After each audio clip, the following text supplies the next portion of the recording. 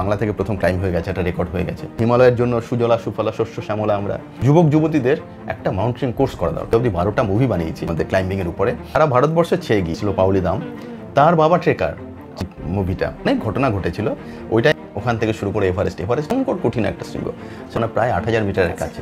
20শে মে 2011 বন্দুক টন্দুক নিয়ে এসে বলছে এখনই বেরিয়ে যাও, এটা এই লোকটা মাওবাদী। কিংবা মমতা ব্যানার্জি চিফ মিনিস্টার হিসেবে দায়িত্ব নিলেন, সিনেমাটা কলকাতা ফিল্ম ফেস্টিভ্যালে দেখালো, চায়না সরকার আমাদের পারমিশন দিল না, আমরা বাধ্য হলাম নেপাল দিয়ে যেতে। 100 ফুট উঠে আমাদের হাইট গেন হলো। কাঞ্চনজঙ্ঘা একটা তিব্বতী শব্দ, কানসেন দ্যাংসা পৃথিবীর 5 মানে সম্পদ ভাণ্ডার, অশ্বত্থামা ইয়েতি, যেটার সঙ্গে দেখা হয় তাকে ভয়ঙ্করভাবে মেরে ফেলে। তো কেবি লামা রাস্তাতেই মারা যায়, জাপানি লেডি কোনো, সেও উপরে মারা গেছিল। গ্রিন বুট কেন? তার পায়ে একটা সবুজ রঙের জুতো ছিল। সামিটের কাছে ওখানে বডিটা রয়ে গেছে। যে কাঞ্চনজঙ্ঘার বুকে সূর্যোদয় দেখা হলো না সেবার। নমস্কার, আমি জয়শ্রী। আজকে বঙ্গপ্রহরী আপডেট টিম থেকে আমরা চলে এসেছি এমন একজন মানুষের বাড়িতে, যিনি আমাদের ভারত মাতৃকার মুকুটে একের পর এক পালক যোগ করে চলেছেন। আপনারা সকলেই জানেন যে গোটা ভারতবর্ষ স্বাধীন করতে বাঙালির অবদান কম ছিল না। অস্কার থেকে শুরু করে নোবেল সবেতেই বাঙালি এগিয়ে।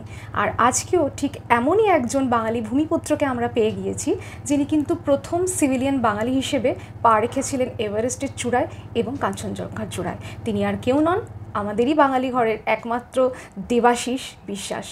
নমস্কার দেবাশিস বাবু। নমস্কার। কেমন আছেন? ভালো। তো আপনার এই পর্বতারোহণের সূত্রপাতটা কোথা থেকে? হ্যাঁ, শুরুর কথা বলতে গেলে সে অনেক দিন। সেই সময় আমি কৃষ্ণনগর গভর্নমেন্ট কলেজে পড়তাম। যা হয় যে বন্ধুবান্ধব নিয়ে একটা গ্রুপ হয়ে গেল, 5-7 জন বন্ধু। এবার আমরা প্রচুর ঘুরতাম। আর আমি একটু নিম্ন মধ্যবিত্ত ফ্যামিলি থেকে এসেছি, কিন্তু যেহেতু টিউশন করতাম, প্রচুর টিউশন করতাম ওই ছোটোবেলাতেই, তো আমার হাতে কিছু টাকা থাকতোই। বন্ধুবান্ধব নিয়ে আমরা টুকটাক বেড়াতে যেতাম, প্রায়ই যেতাম। যে কোনো সময় মুর্শিদাবাদ চলে যাচ্ছি, কোনো সময় সাইকেল চালিয়ে মায়াপুর চলে যাচ্ছি, কোনো সময় আরেকটু দূর, এরকম। কিন্তু সব ঘোরার মধ্যে একটু অন্যরকম, আমরা অন্যরকম অ্যাডভেঞ্চারের স্বাদ পেতে চাইতাম। হয়তো সেই সময়কার ছোটোবেলার একটা আর্জ থেকে হয়তো, যেমন সবাই তো জঙ্গলে ঘুরতে যায়, কিন্তু আমরা জঙ্গলে কোনো জায়গায় গেলাম, হয়তো যে আমার খেয়াল আছে পঞ্চলিঙ্গেশ্বর, সেখানে জঙ্গল দিয়ে হেঁটে অন্যদিকে চলে গেলাম। সবাই দীঘা বকখালি ঘুরতে যায়, আমি একবার বকখালি গেলাম, বকখালি থেকে একটু উত্তরে চলে আসলাম, খোঁজ নিলাম যে ওখানে যে গঙ্গা তো অনেক চওড়া, গঙ্গার মোহনা, সেইটা পার হওয়ার জন্য এই যে আমরা লঞ্চ যেটা মেশিন বসানো থাকে, ভটভটি বলে, সেই ভটভটিতে যখন জোয়ার হয় অন্য পারে নিয়ে যায়। তো ওই মায়া গোয়ালিনী চর বলে একটা জায়গা পেলাম, সেই জায়গা থেকে ভটভটিতে অন্য পারে গেলাম। অন্য পার গিয়ে পৌঁছে কাছেই পেলাম সেই বঙ্কিমচন্দ্রের বিখ্যাত লেখা কপালকুণ্ডলা। ওখানে দেখলাম কপালকুণ্ডলার মন্দির। বললো যে এই থেকেই বঙ্কিমচন্দ্র সেই কপালকুণ্ডলার নাম, মানে এরকম কিছু। এবার কোনটা সত্যি মিথ্যা অত জানি না, আমরা তো এত ইতিহাস ঘুরতে যাইনি। এবার ওখান থেকে হেঁটে চলে গেলাম দীঘা, 2.5-3 দিনে পৌঁছে গেলাম দীঘা। তো এইরকম ঘোরাগুলো এরকম ছিল যে শুধু একটা জায়গায় গেলাম, 4টে জায়গা দেখে চলে আসলাম, সেরকম না। যেখানে যাচ্ছি নদীর পাড়ে, নদীর পাড় দিয়ে হাঁটছি, যেখানে যাচ্ছি জঙ্গলের মধ্যে দিয়ে হাঁটছি। যেমন অযোধ্যা পাহাড়, অযোধ্যাতে অনেকেই পৌঁছয়, কিন্তু অযোধ্যা থেকে হেঁটে চলে গেলাম মুরগুমা বলে একটা জায়গা। সেই মুরগুমা শুনবে, তখন অনেক আগে সেই অস্ত্র পড়েছিল পুরুলিয়ায়, যে অস্ত্র আকাশ থেকে অস্ত্র পড়েছিল, অস্ত্র বৃষ্টি কথাটা বলে, সেই জায়গাটা ওই মুরগুমা। এইরকম যখন আমি যেখানে যাচ্ছি এরকম ঘুরছি, এবং সব গ্রুপে বন্ধু, সব বন্ধু তো যায় না, কিন্তু আমি একদম পার্মানেন্ট ছিলাম। তো এই করতে করতে একবার বন্ধুদের টিম ঠিক হলো যে সান্দাকফু যাবো, ট্রেকিং করব। তো ওই সময় আমি প্রথম ট্রেকিং কথাটা শুনলাম। এটাও বললাম না 91 সাল, তখন ট্রেকিং এত প্রচলিত ছিল না, আর কৃষ্ণগড়ে তো ছিলই না। কিন্তু লাস্ট মোমেন্টে আমি যেতে পারলাম না, ক্লাবের মানে আমার কলেজের বন্ধুরা গেল, কিন্তু আমি যেতে পারলাম না। পরের বছর আবার ঠিক হলো সিকিমে একটা জংড়ি গোচালা একটা ভালো ট্রেক আছে, সেইটা এবার আমি চলে গেলাম। এইটাই আমার প্রথম হিমালয়কে কাছ থেকে দেখা। তো সেইটা থেকেই আমি তখন মানে একটু সেই বলে না, একদম অবাক হয়ে দেখছিলাম যে এত বিশাল হতে পারে। সেই জংড়ি গোচালাতেই প্রথম কাঞ্চনজঙ্ঘার একটা এলাকা দেখা, এবং যা হয় দেখে সত্যিই খুব ভালো লেগে গেল। তারপরে আমি মোহ থেকে আর বেরিয়ে আসতে পারলাম না। এটা ছিল একদম শুরু। এবার যখন আমাকে দেখছে সবাই বন্ধুরা, আমার ক্লোজ বন্ধুরা, যে যেখানে যাচ্ছি আমি এরকম ঘুরছি, হাঁটছি, ট্রেকিং করছি, তো আমার এক বন্ধু সুব্রত তার নাম, একদিন এসে বললো যে তুই এরকম, দেবা, আমাকে দেবা বলে ডাকে, দেবাশিসের শর্ট ফর্ম করে, দেবা তুই তো এরকম ভালোবাসছিস অ্যাডভেঞ্চার, তাহলে একটা মাউন্টেনিং ক্লাব আছে, এই ক্লাবের সঙ্গে তুই জুড়ে যা। তো তখন আমি আরও অবাক হলাম যে মাউন্টেনিং করার জন্যও ক্লাব হয়, সেটাও কৃষ্ণগড়ে। তো তখন আমি কৃষ্ণগড়ে ওই যোগাযোগ হলো মাউন্টেনিয়ার্স অ্যাসোসিয়েশন অফ কৃষ্ণগড়, বা সংক্ষেপে ম্যাক। তারপর তো ম্যাকের সঙ্গে শুশুনিয়া গেলাম, বিভিন্ন ছোট বড় ট্রেক করলাম, বিভিন্ন ক্যাম্প করলাম, হাই অল্টিটিউড লো অল্টিটিউড ট্রেক। তো এই করতে করতে একটা দিশা পেয়ে গেলাম। এবার তো ক্লাবের অনেক সিনিয়র লোক, তারা অনেক দিন ধরে পাহাড়ে যাচ্ছে, সেইটা থেকে আমার একটা লাইন এসে গেল। তারপরে এখান থেকে বিশ্বের উচ্চতম চূড়ায় কি করে পৌঁছানো? দেখো, এইটা তো এক কথায় বলা মুশকিল। বললাম না, সেই সময় সেটা 91-92 সাল। এবার আমি 2-3 বছর নিজেরা ঘুরলাম, 94 সালে এই ম্যাকের সঙ্গে যোগাযোগ হলো। তারপর আরও 1-2 বছর ধরে বিভিন্ন ট্রেক করছি, যত প্রোগ্রাম হয় সেখানে জঙ্গলে, মানে তারপরে আমরা জানতাম শুনলাম যে ওইখানে মাওবাদী এলাকা, এই জঙ্গলগুলো আমরা তো একা একা আমি ঘুরেছি। যে পিঠের ব্যাগ একটা নিয়ে নিলাম, হাতের জারিকানে জল ভরে নিলাম, রাত্রিবেলা একটা জায়গায় তাঁবু লাগিয়ে দিলাম, অনেক সময় তাঁবুও না, পলিথিন শিট দিয়ে তাঁবু, মেকশিফট একটা তাঁবু বানিয়ে সেখানে রাতে নিজেরা রান্না করে খেয়ে নিলাম। তো পরবর্তীকালে দেখছিলাম যে এই জায়গাগুলোতে প্রচুর সে সোকল্ড পলিটিক্যাল প্রবলেম কিংবা কিছু। কপাল ভালো কেউ আপনাকে সেই সময় টার্গেট করেনি। কোনোদিনও কোনো রকম মাওবাদীর সম্মুখীন হতে হয়েছে এরকম ট্রেকিংয়ে গিয়ে? হ্যাঁ, হতে হয়েছিল একবার। আসলে দেখো, এই যে মাওবাদী, তাদের তো আর অন্যরকম দেখতে কিছু না, যে মাথায় 2টো শিং আছে, 3টে লেজ আছে, এরকম না। আমাদেরই মতন তো একটা মানুষ। তো যে তোমার পাশে আসছে, সে যে মনের দিক থেকে মাওবাদী কিংবা মাওবাদী না, সেটা কী করে বুঝবে? দেখো, জঙ্গলে যেতে যেতে প্রচুর লোকের সঙ্গে দেখা হয়। এবার যারা ওই বাদে বিশ্বাসী, তারাই মাওবাদী। তো কিন্তু এরকম না বন্দুক টন্দুক নিয়ে এসে বলছে এখনই বেরিয়ে যাও, এরকম হয়নি। তবে এরকম 2-1বার হয়েছে যে এই জায়গাগুলোতে আপনাদের না ঘোরাই ভালো, এই জায়গাগুলো ঠিক না, এরকম। এবার সেটা হয়তো মাওবাদীদের কেউ হতে পারে, কিংবা হয়তো সাধারণ গ্রামবাসী আমাদের ভালোবাসে, কিংবা মনে হয়েছে যে এরা বিপদে পড়তে পারে, সেরকম। বললাম না যে তাদের কপালে তো কিছু লেখা থাকে না যে এই লোকটা মাওবাদী কিংবা এই লোকটা মৌলবাদী, এরকম কিছু কারো তো লেখা থাকে না। সবাই তো সাধারণ মানুষ। তো কিন্তু কোনো কোনো সময় মনে হয়েছে যে ওদের কথা শুনে যে এরা হয়তো ওই গোষ্ঠীর কেউ আমাদের সাবধান করছে, কিংবা আমাদের একটু হুমকি দিচ্ছে যে এখানে থেকো না। সেটা হয়েছে বিভিন্ন সময়। প্রথম ক্লাইম্বিং কোথায় ছিল? সেটা এবার আরেকটু পর কীরকম আমার ক্লাইম্বিংটা আমার কিন্তু জীবনে ধাপে ধাপে এসছে। এরকম না যে এই যে তুমি বললে যে এভারেস্ট, ওখান থেকে শুরু করে এভারেস্ট বহু বছর বাদে এসছে। বললাম লো অল্টিটিউড হাই অল্টিটিউড ট্রেক এরকম পরপর হচ্ছে। ক্লাবেই ওরা দেখতো, ক্লাবের সিনিয়ররা, যে এবার একে পরের ধাপে নিয়ে যাওয়া যায়। উত্তরণ ওইভাবে হচ্ছে বিভিন্ন ক্লাসে, যেমন 4 থেকে 5, 5 থেকে 6-এ ওঠা। তো একবারে মাধ্যমিক যেমন দেওয়া যায় না, ওখানেও তো এমনি ওই সিস্টেমটা ছিল ক্লাবে, যে একবারে সে এক্সপিডিশনে যেতে পারে না। তো অনেক দিন যখন ট্রেক ফ্রেক করে ফেলেছি, একটু এক্সপিরিয়েন্স হয়েছে, তখন আমাকে বললো যে এবার তুই মাউন্টেনিং কোর্স কর। তো বিভিন্ন মাউন্টেনিং ইনস্টিটিউট আছে, তার মধ্যে উত্তরকাশীতে আছে, আমাদের দার্জিলিংয়ে আছে হিমালয়ান মাউন্টেনিং ইনস্টিটিউট, সবথেকে পুরনো ইনস্টিটিউট। তো আমি করেছিলাম উত্তরকাশীতে। 28 দিনের কোর্স হয়, বেসিক মাউন্টেনিং কোর্স বলে, কিন্তু খুব কঠিন, একদম আর্মিরা শেখায়, আর্মিদেরই কোর্স। তো সেটা যে কেউ করতে পারে। আমি তোমাদের মারফত বলবো যে আমার মনে হয় সমস্ত যুবক যুবতীদের একটা মাউন্টেনিং কোর্স করা দরকার। তাহলে অনেকটা শিখে যায় কী কী করা উচিত কি না, নিজে কী করে নিজের কাজটা করে নেবো, টুকটাক নিজের রান্না করা, নিজের প্ল্যানিং করা, এই জিনিসগুলো কিন্তু এক ধাপে অনেকটা এই 28 দিনের কোর্স। তো আমি 28 দিনের কোর্সের এই মাউন্টেনিং কোর্সটা করতে গেলাম, বেসিক মাউন্টেনিং কোর্স। সেটা 1997 সালের মার্চ এপ্রিলে। তো সেটা ওই সময় প্রি মনসুন বলে, প্রচুর বরফ থাকে। এইবার আমি যখন ফিরে আসার সময় একটা মঞ্চ তৈরি ছিল। কীরকম? আমাদের ক্লাব তার আগের বছর এই মাউন্টেনিং কোর্স আমি যখন করতে গেলাম মার্চ এপ্রিল মাসে 1997 সালে, সেই সময় আমাদের একটা মঞ্চ তৈরি ছিল আমার আরোহণের। কীরকম? তার আগের বছর 1996 সালের শেষের দিকে, সেপ্টেম্বর অক্টোবর, এই সময় ক্লাব থেকে একটা বড় টিম তৈরি হয়েছিল। শুধু আমাদের ক্লাবের না, কলকাতার অনেক নামি দামি পর্বতারোহী মিলে কামেট বলে একটা শৃঙ্গে গিয়েছিল। কামেট ভারতবর্ষের 3য় উচ্চতম শৃঙ্গ। ভারতবর্ষের সবথেকে উঁচু জায়গা হচ্ছে Kanchenjunga, second highest Nanda Devi.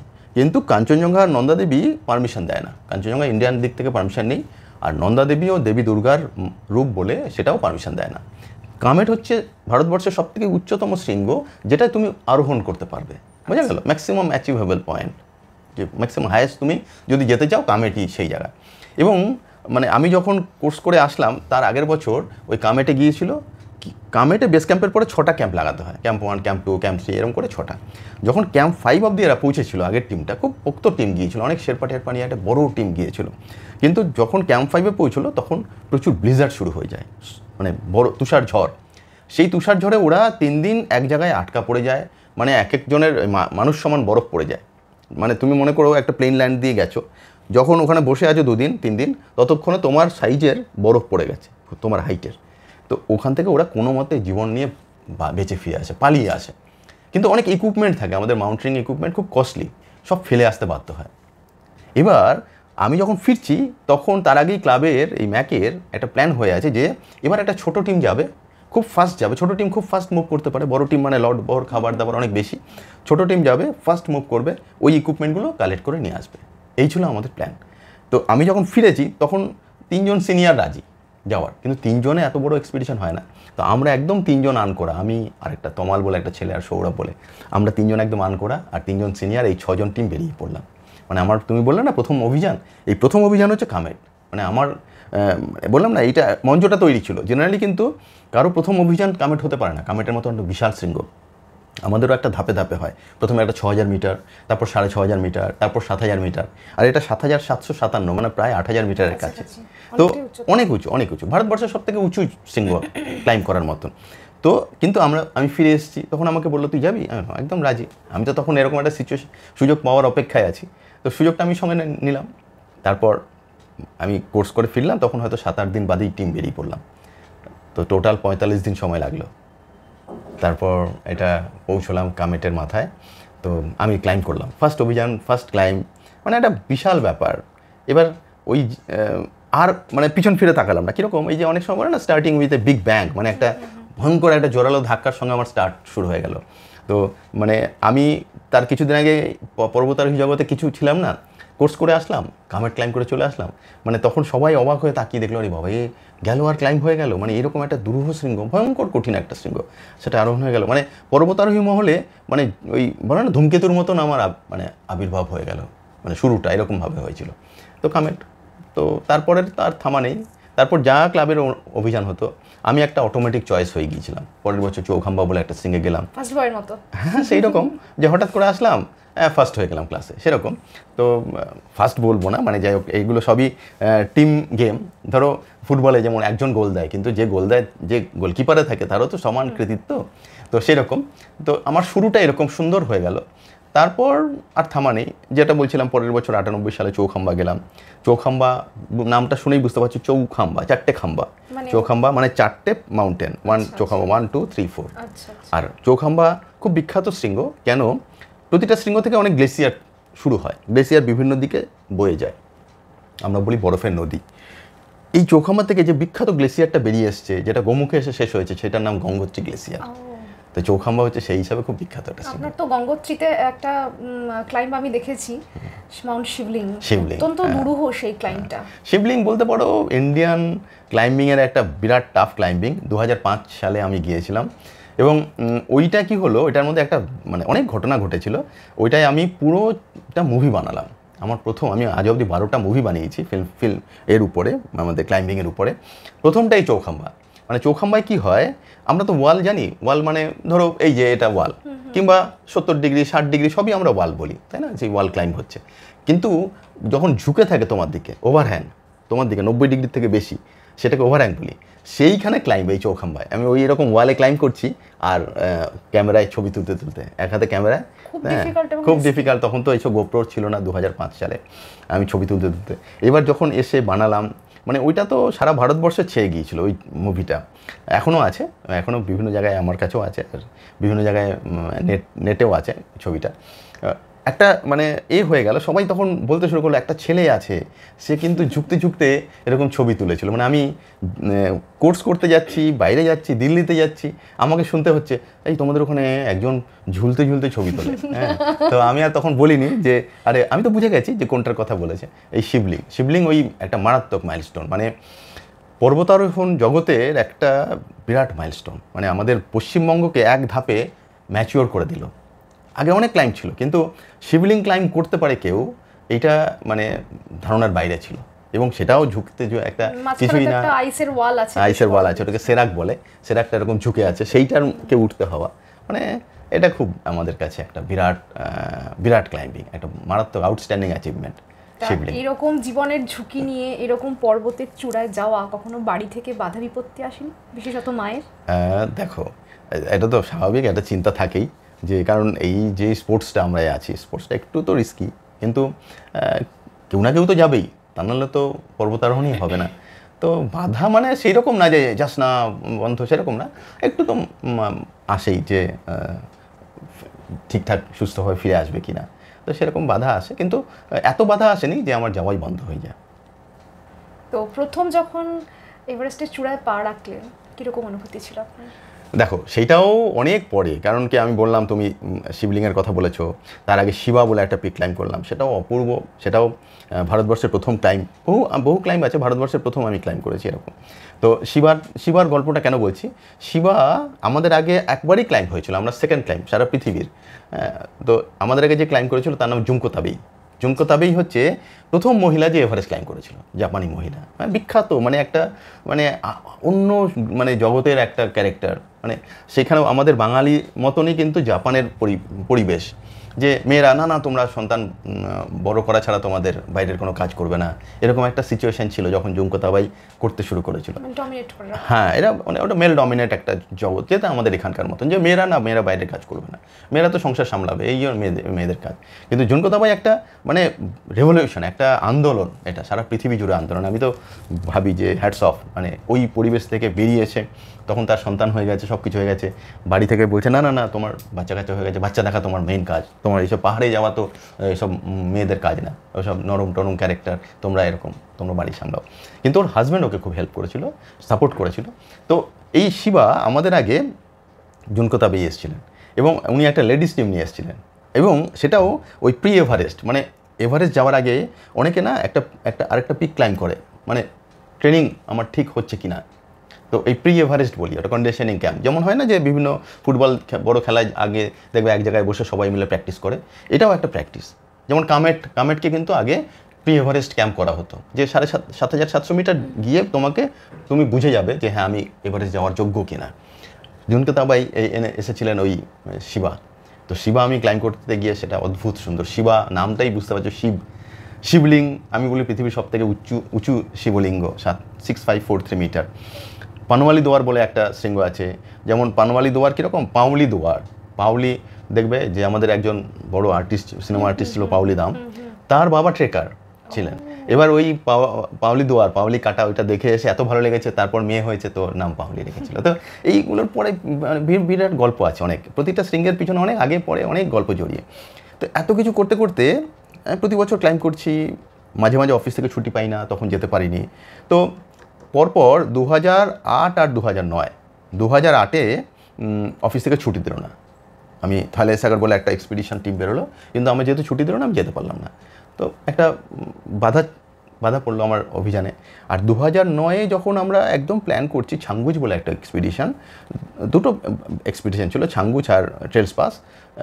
15ই August team বেরোবে, একটা টিম মানে একদম প্ল্যান হয়ে আছে। সে সময় আমার বাবা ক্যান্সার পেশেন্ট, একদম লাস্ট স্টেজ, একদম শয্যাশায়ী, মৃত্যুশয্যায় বলা যেতে পারে। বাবা 12ই আগস্ট মারা যান। তো ন্যাচারালি 12ই আগস্ট মারা যাওয়াতে তো আমি 15ই আগস্টে বেরোতে পারি না, তো আমি যেতে পারি না। কিন্তু তখন এই দুটো ঘটনা আমাকে একটা জেদ চেপে দিল, যে 2 বছর তো আমি সেইভাবে পাহাড়ে যেতে পারিনি, তো এমন কিছু করব যাতে এটা পুষিয়ে যায়, ব্যালেন্স হয়ে যায়। তো যখন ওই শেরপারা ফিরে আসলো, ততদিনে পেম্বা শেরপা, পাসাং শেরপা বলে দার্জিলিংয়ে 2 শেরপা, ওদের সঙ্গে আমাদের অনেক অভিযান হয়ে গেছে। তো পেম্বা পাসাং যখন ফিরে আসলো, আমি পেম্বাকে আলাদা করে ডেকে বললাম যে পেম্বা, এই 2 বছর তো যেতে পারলাম না, তো তুমি গিয়ে খোঁজ নাও, আমি এভারেস্ট যাব। তো এই থেকে এভারেস্ট যাওয়ার গল্পটা শুরু হয়েছিল।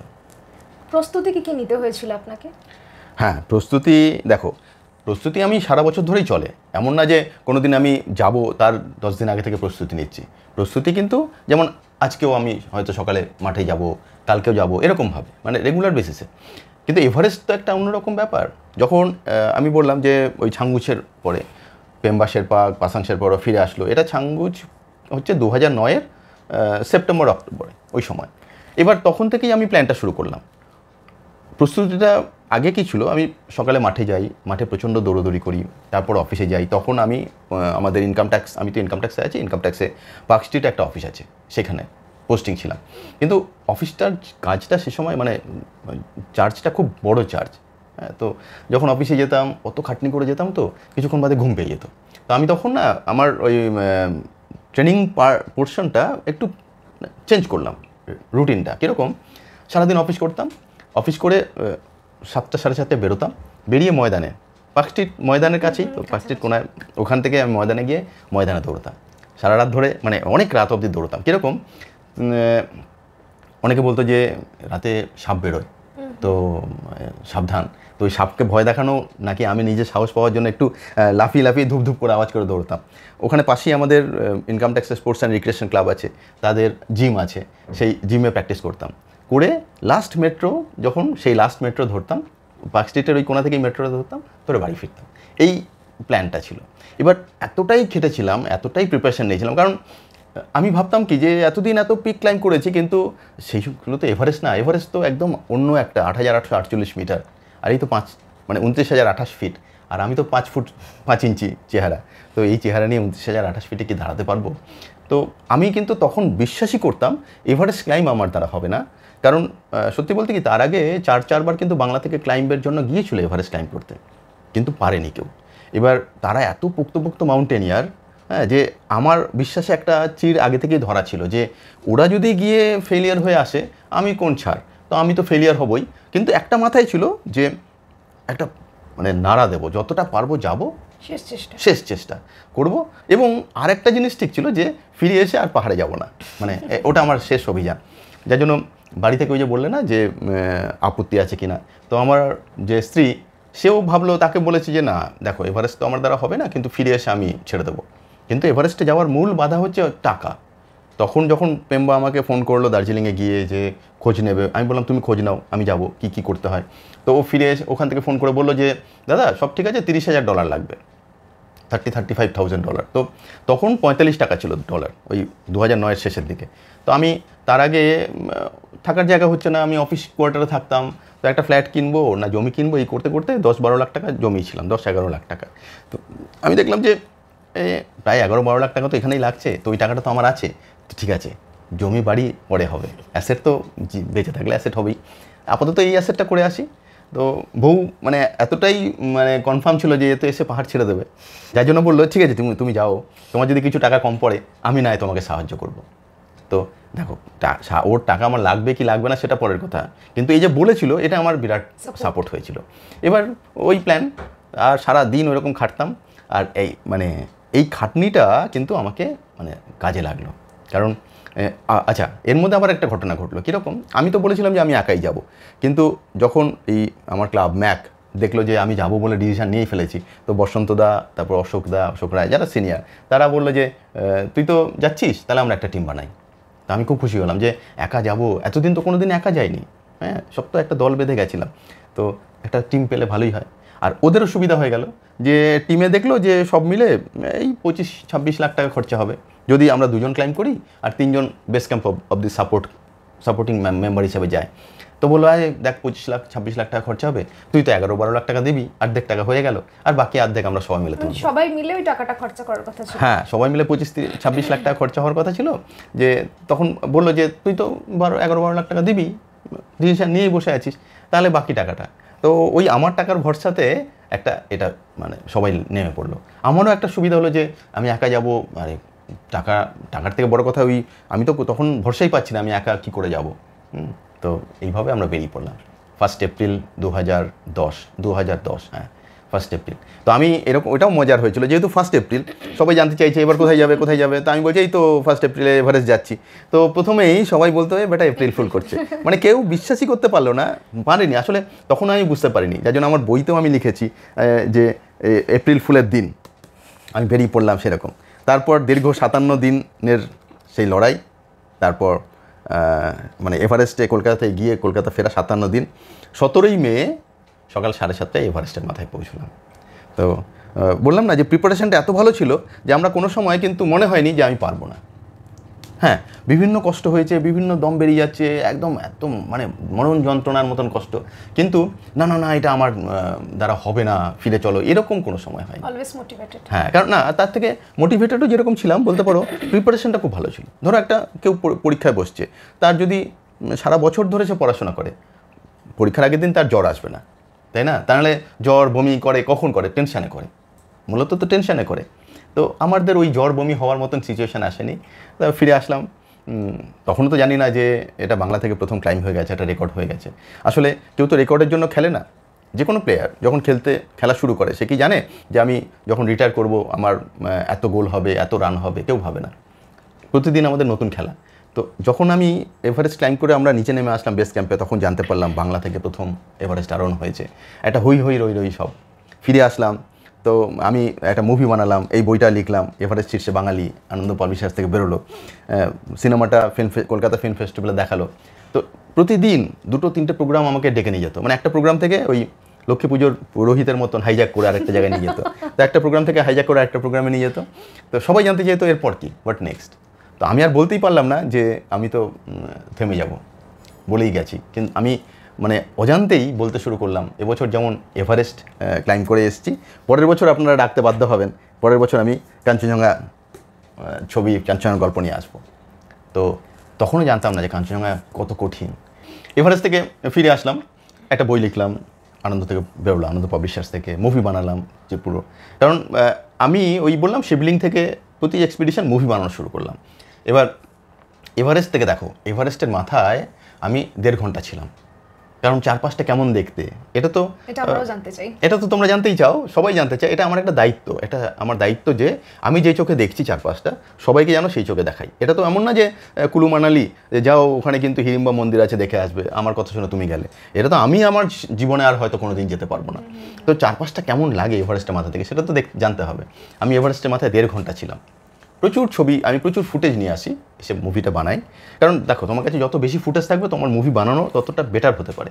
কারণ ওখানে প্রথম কথা ক্যামেরা কাজ করে না, ক্যামেরা কোথায় আটকে যাচ্ছে, ছবি তুলতে গিয়ে দেখলাম ছবি বেঁকে গেছে, আমার তো রিটেক করার সময় নেই, জায়গা নেই, অপশান নেই। যাই হোক, ফিরে আসলাম। এইবার সব জায়গায় যখন দেখাচ্ছি, মানে এখানে তখন তো টু সাম এক্সটেন্ট একটা সেলিব্রিটি স্ট্যাটাস হয়ে গেল। আমাকেদের মানে নেতাজি ইন্ডোর স্টেডিয়ামে বিরাট সম্বর্ধনা দিল। মানে কীরকম সম্বর্ধনা, যে আমরা 5 জন সামনের সারিতে, বাইচুং ভুটিয়া থেকে শুরু করে সবাই পিছনের সারিতে, মানে এই লেভেলের আমাদের সম্বর্ধনা দেওয়া হলো। মানে পুরো কলকাতায় আমাদের সেই মানে গভর্নর তাদের সেই ব্যান্ড পার্টি পাঠিয়ে দিল। মানে একটা হই হই রই রই ব্যাপার। তো প্রতিদিন একটা প্রোগ্রাম থেকে আরেকটা প্রোগ্রামে যাচ্ছি, হাইজ্যাক হয়ে যাচ্ছি। হ্যাঁ, তো সবাই জানতে চাইছে হোয়াট নেক্সট, এরপর কোথায় যাবে। আমি আর বলতেই পারলাম না, যেটা আগে বলে গেছিলাম যে এভারেস্ট তো আমার দ্বারা হবে না, যতদূর পারবো যাবো, ফিরে এসে ছেড়ে দেবো।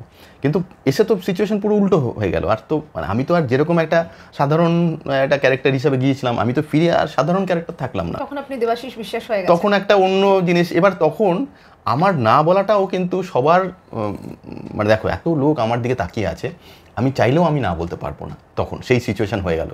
তো আমি বললাম যে ঠিক আছে, এবার যেমন আপনারা ডাকতে বাধ্য হয়েছে, ডেকেছেন, ঠিক পরের বছর এই প্রোগ্রামে আবার ডাকবেন, আপনারা বাধ্য হবেন। কেন? ততদিন আমি কাঞ্চনজঙ্ঘা ক্লাইম্ব করে চলে আসবো, কাঞ্চনজঙ্ঘার মুভি নিয়ে আসবো, কাঞ্চনজঙ্ঘার গল্প নিয়ে আসবো। তো এইরকম অনেক জায়গায় যখন বলে ফেলেছি, একদিন বসন্ত সিংহ রায়, আমাদের মানে আমরা একসঙ্গে ক্লাইম্ব করি, বসন্ত আমার গুরু বলতে পারো, মাউন্টেনিং গুরু। তো বসন্তদা বলছি যে একদিন ধরলো আমাকে, মনে আছে সেটা মৌলালী যুব কেন্দ্রে, আমি একটা প্রোগ্রামে কথা বলে নেমে আসছি, সিঁড়িতে ধরেছে, কিরে তুই তো সব জায়গায় বলে বেড়াচ্ছিস কাঞ্চনজঙ্ঘা যাবি। হ্যাঁ। তখন বলছি যে তুই জানিস কাঞ্চনজঙ্ঘা পৃথিবীর সবথেকে কঠিন শৃঙ্গ।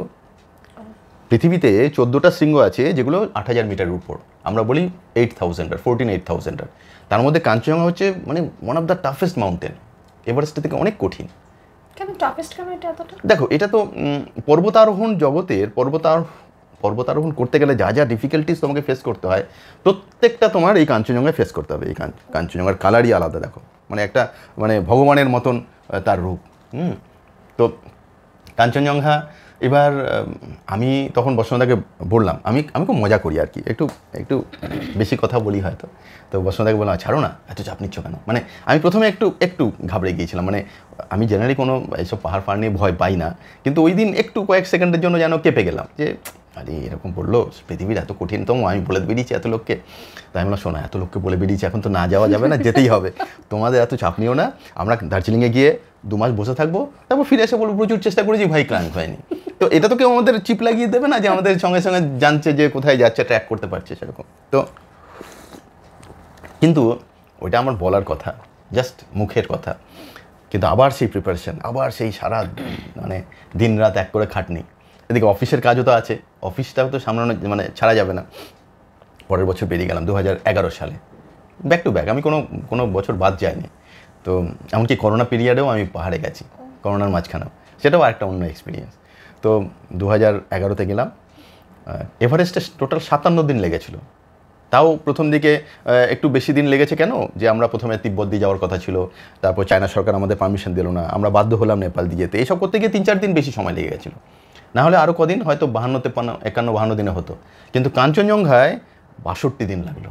তাও কি আমরা এখান থেকে রাতের ট্রেন ধরে শিলিগুড়ি গেলাম, পরের দিন বিকাল থেকে মানে পরের দিন আমরা সারাদিন গাড়িতে গিয়ে তারপরের দিন সকাল থেকে আমাদের ট্রেকিং শুরু হয়ে গেল। মানে বাড়ি থেকে বেরোনোর না একদিন বাদে আমাদের ট্রেকিং শুরু হয়ে গেছে, তাতেও 62 দিন। আবার ফিরে এসেছি, ওখান থেকে ফিরে যেমন এভারেস্ট ক্লাইম্ব করে ফিরে কাঠমান্ডুতে 2-3 দিন থাকতে হয়েছিল সার্টিফিকেট এটা ওটার জন্য। এখানে তা না, যখন ফিরছি তখন নেপালে ভয়ঙ্কর অরাজকতা, যে ওদের সংবিধান তৈরি হবে বলে পুরো মানে সারা দেশ জুড়ে কারফিউ সব কিছু। আমরা পুরো লিটারেলি মানে আমাদের গাড়িটা ছেড়ে দিল, শুধু একদিনের উপর থেকে নেমে এসে পশুপতি দিয়ে ঢুকে গেলাম, তাতেও 62 দিন। মানে না হলে আরও 10 দিন আমাদের এক্সট্রা লাগার কথা। এতটা দিন কেন লাগে? ভয়ঙ্কর কঠিন। কেন, কাঞ্চনজঙ্ঘা বেসে পৌঁছতেই আমাদের বহু সময় লেগে গেল। এতটা কঠিন যে আমরা প্রতিদিন এক একটা রিজ দেখবে, তুমি যখন দূর থেকে দেখবে না কাঞ্চনজঙ্ঘার ছবি, দেখবে অনেক শেড সবুজের বিভিন্ন হালকা ডিপ করতে করতে পরে কাঞ্চনজঙ্ঘা সে বরফের পাহাড়। ওই প্রতিটা শেড আলাদা আলাদা রেঞ্জ। মানে আমরা তো দেখছিলাম প্রতিদিন একটা রেঞ্জে উঠছি 5000-6000 ফিট, পরের দিন সেদিনই বিকেলে আবার 5000-6000 ফিট নেমে আসছি। মানে সারাদিন প্রচণ্ড খেটে হয়তো 500 ফুট উঠে আমাদের হাইট গেন হলো, বুঝতে পারলাম। মনে করো তুমি 3000 ফুট থেকে হাঁটতে শুরু করলে, তুমি 9000 ফুটে উঠে গেলে, আবার নেমে আসলে 3300 ফিটে। মানে এত ওঠানামা যে আমরা প্রচুর লাগেজ ক্যারি করতে হয়। এবার এত লাগেজ তো তোমার মাথায় রাখা সম্ভব না, এই ব্যাগে কী আছে ওই ব্যাগে কী আছে। আমরা সমস্ত ব্যাগ সমস্ত লাগেজ পোর্টারদের দিয়ে দিই। এবার কোন পোর্টারের কাছে কী আছে এটা কিন্তু আমাদের মনে রাখা সম্ভব না, ওটা লিস্ট করেও রাখা সম্ভব না। ওটা পোর্টারদের একজন লিডার থাকে, তাকে বলে মেট। ওই মেটকে আমরা বুঝিয়ে দিই। এবার মেটের কাজ হচ্ছে বেস ক্যাম্পে গিয়ে আমাদের মালপত্র বুঝিয়ে দেবে, এটা হচ্ছে একদম কন্ট্রাক্ট এরকম থাকে। তা আমাদের কাঞ্চনজঙ্ঘা এতটাই কঠিন ছিল রাস্তাটা যে আমাদের যে মেট ছিল কেবি লামা রাস্তাতেই মারা যায়। তারপরে কি করলেন? তারপর তার বডি সেই নামিয়ে আনা সে আরেক গল্প। এবার কাঞ্চনজঙ্ঘা ক্লাইম্ব করলাম। দেখো এই যে বললেন 20শে মে 2011, এটাও এই ডেটটাও মনে থাকবে কেন, সেই দিন এখানে মমতা ব্যানার্জি চিফ মিনিস্টার হিসাবে দায়িত্ব নিলেন। মানে আমরা তখন জানি না, ওখানে আমরা তো 2 মাস আগে থেকে ওখানে আছি। ফিরে এসে যে এদিকে পালাবদল হয়ে গেছে এবং এমনভাবে মানে আমরা না চমকে গেছি যখন নিচে নেমে এসে খবর পেলাম, যাকেই খোঁজ নিচ্ছি ও হেরে গেছে, হেরে গেছে। মানে বড় বড় হেভি ওয়েট নাম, আমি না হ্যাঁ শুধু পাশা বদল তো হতেই পারে। দেখো আগে ছিল ঠিক আছে, হেরে এসছে, কিন্তু আমরা ছোট থেকে যাদের দেখেছিলাম যে এরা নেতা, তথাকথিত সিপিএম বামপন্থী নেতা, ও খেলার মিনিস্টার, এ মানে অর্থর মিনিস্টার, এরকম এ স্বাস্থ্যের মিনিস্টার, আমরা ছোট থেকে দেখে এসেছি এই লোকগুলো এরকম একদম ছোট জ্ঞান থেকে। কিন্তু মানে এসে পুরো চমকে গেলাম যে একটা লোক জেতেনি। মানে এটা কিন্তু আমার কাছে ওইখানে পুরো ধাক্কা। আমি যখন প্রথম ওখান থেকে ফোনে কথা বললাম যে জানতে পারলাম, কিন্তু এটা মানে মাথায় আছে যে 20 তারিখ আমরা সকাল 7:30টায় উঠলাম কাঞ্চনজঙ্ঘার মাথায়, আর তার কিছু কয়েক ঘন্টা বাদে হয়তো মমতা ব্যানার্জি এখানকার সিংহাসনে উঠলেন আর কি। তো কাঞ্চনজঙ্ঘা থেকে পশ্চিমবঙ্গ দেখা যায়, বা দার্জিলিং থেকে যেরকম আমরা অনেক চেষ্টা করি, সিকিমের কিছু জায়গা থেকে অনেকটা মেঘের মতো লেগে থাকে কাঞ্চনজঙ্ঘা থেকে এদিকটা কিরকম লাগে? হ্যাঁ এটাও খুব মারাত্মক, কারণ কি কাঞ্চনজঙ্ঘা খুব কম দেখা যায় নিচ থেকে। কেন, এইখানে এই সমুদ্রটা বে অফ বেঙ্গল বঙ্গোপসাগর অনেকটা উঠে এসছে, উঠে আসাতে যে হাওয়াটা কাঞ্চনজঙ্ঘা হিমালয়ের বায়োস্ফিয়ারে গিয়ে ধাক্কা মারে তাতে প্রচুর ময়েশ্চার থাকে, যার জন্য দেখবে গান আছে কাঞ্চনজঙ্ঘার বুকে সূর্যোদয় দেখা হলো না সেবার। কারণ কি কাঞ্চনজঙ্ঘায় মেঘ থাকার চান্স অনেক বেশি, এটা কিন্তু অন্য মাউন্টেনে না, অন্য জায়গায় নেই। কেন, দেখো ভারতবর্ষ নিচে নেমে গেছে, তো সুতরাং যে হাওয়াটা গিয়ে লাগছে হিমালয় প্রায় 2500 কিলোমিটার লম্বা, ওদিকে নামছে ওদিকে লাদাখের উপরে কারাকোরাম রেঞ্জের গোড়ায় নাঙ্গা পর্বত থেকে শুরু করে এদিকে অরুণাচল প্রদেশের নামছে বারোয়া অবধি হিমালয় লম্বা। তার মধ্যে এই কাঞ্চনজঙ্ঘার জায়গাটাতেই সব থেকে কাছাকাছি, তো যার জন্য এই মেঘটা এসে ধাক্কা মারে। তো আমরা সেটা দেখতাম যে আমি যখন কাঞ্চনজঙ্ঘার বুকে আছি আমি প্রতিদিন দেখতাম, আমার বইতেও আমি লিখেছি কাঞ্চনজঙ্ঘার পরের বছর কাঞ্চনজঙ্ঘার বইটা লিখলাম যখন, তো আমি এখানে বইতে লেখা আছে যে দেখতাম আমরা নিচ দিয়ে দেখতে পাচ্ছি যে একটা নালার মতন, সেটা ইয়ালুং গ্লেসিয়ার, সেই উপর থেকে নালার মতন মনে হয়, সেখান থেকে দেখছি হাওয়া মেঘকে তাড়িয়ে নিয়ে আসছে। এবং তারপরে দেখছি কাঞ্চনজঙ্ঘা অনেকগুলো মাউন্টেন আছে, বুঝেছো? কাঞ্চনজঙ্ঘা স্লিপিং বুদ্ধা তো পুরো কাঞ্চনজঙ্ঘা এলাকাটা নিয়ে বলে। তার মধ্যে কাঞ্চনজঙ্ঘা ছাড়াও জানু, পান্ডিম, সিনিয়ালচু অনেক মাউন্টেন আছে, কিন্তু কাঞ্চনজঙ্ঘার মধ্যেই 5টা মাউন্টেন আছে, তার মধ্যে 4টে 8450 মিটারের বেশি, কাঞ্চনজঙ্ঘা, ইয়ালুংখাং, কাংবাচেন, এরকম 5টা নাম আছে। কাঞ্চনজঙ্ঘা একটা তিব্বতী শব্দ, তার মানে কাঞ্চন দ্যাংজা, মানে পৃথিবীর 5 মানে সম্পদ ভাণ্ডার, বরফের 5 সম্পদ ভাণ্ডার। তো ওইখানে ওই ওয়ালটায় দেখতাম যে ওই বরফ মেঘ যে উড়িয়ে নিয়ে আসছে ধাক্কা মারছে, আর প্রচুর স্নোফল হচ্ছে, ওখানে তো বৃষ্টি হবে না। আর বাকিটা কাঞ্চনজঙ্ঘা থেকে নেমে এসে রিচটা তালুং বলে এরকম ভি শেপ, তার মাঝখান থেকে সিকিমের দিকে চলে যাচ্ছে। আমি বলতাম দেখো গিয়ে বৃষ্টি হবে, যার জন্য ওই যেখানে প্রচুর বৃষ্টি হয়, যোগ থাকে, যেহেতু ওটা রেইন ফরেস্ট কাঞ্চনজঙ্ঘা বায়োস্ফিয়ারে। আর এই যে আমরা দেখি না যে বলি না হিমালয়ের জন্য সুজলা সুফলা শস্য শ্যামলা, আমরা এই জায়গাটা তো যে কোনো মাউন্টেনের মাথায় দাঁড়িয়ে আমি যখন দক্ষিণ দিকে তাকাই তখন দেখি সবুজের বিভিন্ন শেড, আর যখন উত্তর দিকে তাকাই দেখি যে একদম ড্রাই সাদা একটা ছাই ছাই কালারের, হ্যাঁ আমরা বলি তিব্বত মাউন্টেন ডেজার্ট। মানে ওইখানটা তো জল অববাহিকার ওই পাশটা, জলবিভাজিকার ওই পাশটায়, তো জলবিভাজিকার ওই পাশটা মানে ওইদিকে কিন্তু বৃষ্টি হয় না, বৃষ্টি যা হয় এদিকে। তো কাঞ্চনজঙ্ঘারই অদ্ভুত একটা কাঞ্চনজঙ্ঘা। আর যেটা বললে যে আমি তখন দেখতাম, আমি বলতাম দেখো ওই দিকটা সিকিম হবে, এই দিকটা দার্জিলিং হবে, এই দিকটা পেলিং হবে, মানে আন্দাজে আন্দাজে বলতাম, কিছু তো বোঝা যায় না। ওই উপর থেকে তো একটা মেঘের চাদরের মধ্যে সব ঢাকা থাকতো, মাঝে মাঝে কিছু কিছু উঁচু হয়ে আছে যে শৃঙ্গগুলো, একটা স্বর্গীয় পরিবেশ।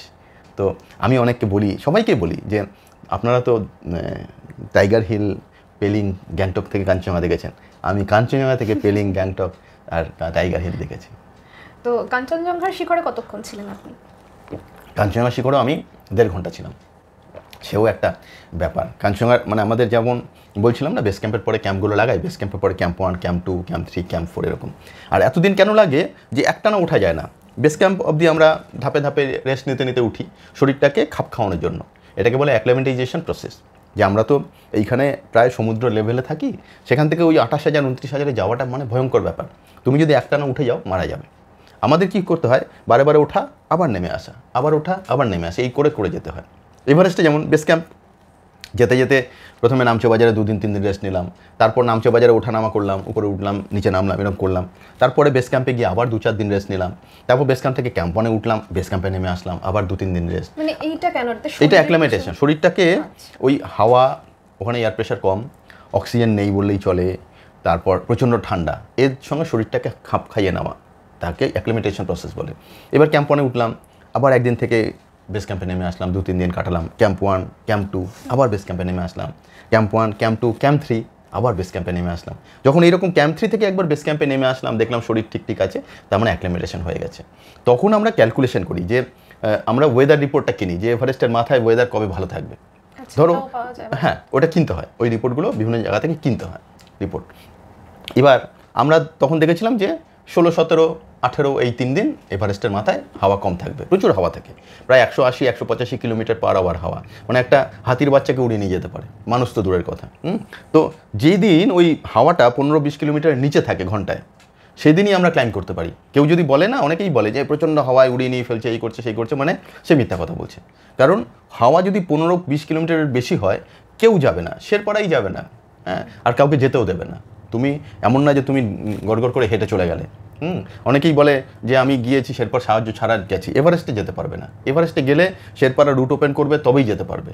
এভারেস্টে এসব কেউ মানে অনেকেই বলে, আমি দেখেছি যে এসে, কিন্তু আমরা শেরপা যতক্ষণ অবধি রুট ওপেন না পুরোটা না করছে, যতদিন অবধি ওরা জানাচ্ছে যে এবার রুট ওপেন হয়ে গেছে এবার তোমরা যেতে পারো, ততদিন অবধি কাউকে পারমিশনই দেবে না, বুঝেছো? তো ওই আমরা যখন জানলাম 16, 17, 18 ওয়েদার ভালো থাকবে, আমরা ব্যাক ক্যালকুলেশন করলাম। তার আগে তো ওঠানামা করে অ্যাক্লিমেটাইজ হয়ে বসে আছি। এবার ব্যাক ক্যালকুলেশন 12 তারিখে সোজা চলে গেলাম ক্যাম্প 2, 13 তারিখ ক্যাম্প 2 রেস্ট নিলাম, 14 তারিখ ক্যাম্প 3, 15 তারিখ ক্যাম্প 4। 15 তারিখ ক্যাম্প 4 পৌঁছে, ক্যাম্প 4 হচ্ছে প্রায় 8,000 মিটারের কাছে, এটাকে বলে ডেথ জোন, ওখানে বেশিক্ষণ থাকা যায় না। তো ওখানে 2-4 ঘন্টা থেকে সন্ধ্যাবেলায় বেরিয়ে ক্লাইম্ব করে পরের দিন নেমে আসতে হয়, এরকম প্ল্যান।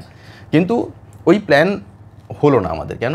যখন আমরা 15 তারিখ রাতে বের হব, প্রচণ্ড হাওয়া শুরু হয়ে গেল। তো আমরা সব প্রিপারেশন নিয়েও ক্যান্সেল করলাম। আমি বললাম না যে যদি 40-45 কিলোমিটারের বেশি জোরে হাওয়া বয় কেউ বেরোবে না। আমরা আটকে থাকলাম। শুধু তাই না, আরেকটা আমি বইতেও আছে, একটা সুইডেনের ক্লাইম্বার আটকে গেছিলো বলে একটু মাথা রেখে শুয়েছিল, তো কানটা পাথরে লেগেছিলো, কানটা পরে কেটে বাদ দিতে হয়েছে, ওকে নামিয়ে এনে আঙুল কেটে কান কেটে বাদ দিতে হয়েছে। ঠান্ডা লেগে গেছে না, ফেদার জ্যাকেট ছিল, ফেদার জ্যাকেটের এখানে কানটা পাথরের উপর রেখে শুয়েছিল মাটিতে, ওই হয় পাথর নয় বরফ কোনো জায়গায় রেখে শুয়েছিল, ওই ফেদারের মধ্যে থেকে যে ঠান্ডাটা লেগেছে তাতেই ওর কান ফ্রস্ট বাইটে কেটে বাদ দিতে হয়েছে।